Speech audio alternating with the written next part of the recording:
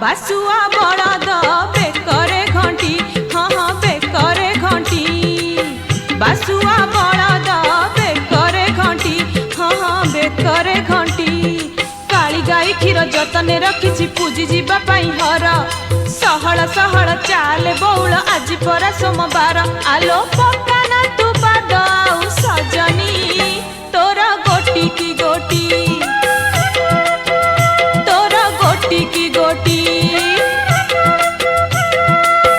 बासुआ बड़द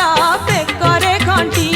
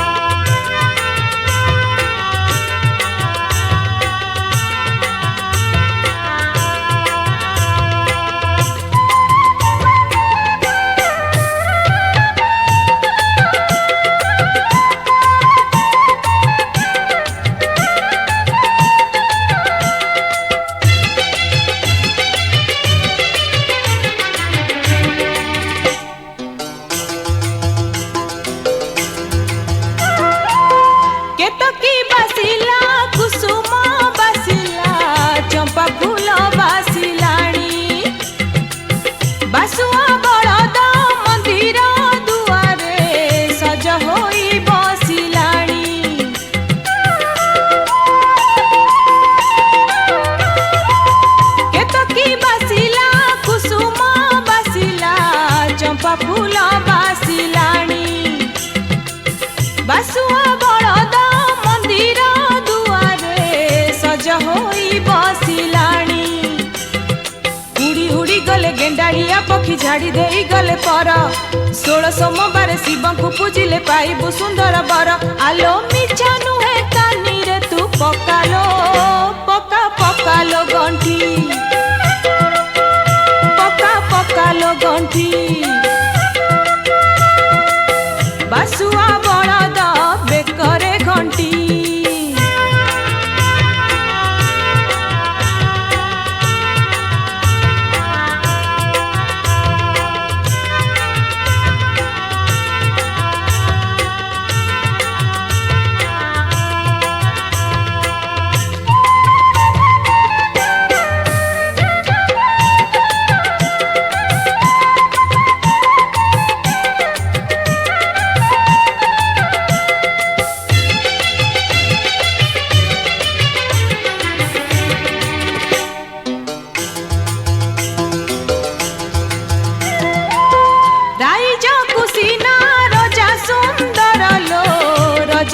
सुंदर हाथी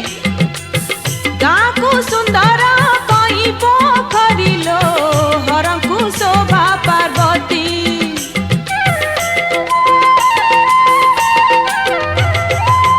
राइजा कुशीना रजा सुंदर लो रजा को सुंदर हाथी गाँ को सुंदर कई पोखरी लो हर को शोभा पार्वती कुहू कुहू आलो काऊ डाके काका दुदुरा फूल रे शिव को पूजिले हेबु सात पुआ मा आलो मिछा नुहे कानी रे तू पकालो पका पकालो गंठी पका पकालो गंठी बासुआ बड़द बेकरे घंटी हाँ हाँ बेकरे घंटी बासुआ बड़द बेकरे घंटी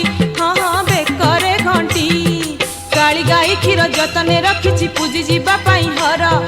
सहल सहल चाले बौल आज परा सोमवार आलो पकाना तू पाद आउ सजनी तोरा गोटी की गोटी आलो गोटी की गोटी तोरा गोटी की गोटी आलो गोटी की गोटी।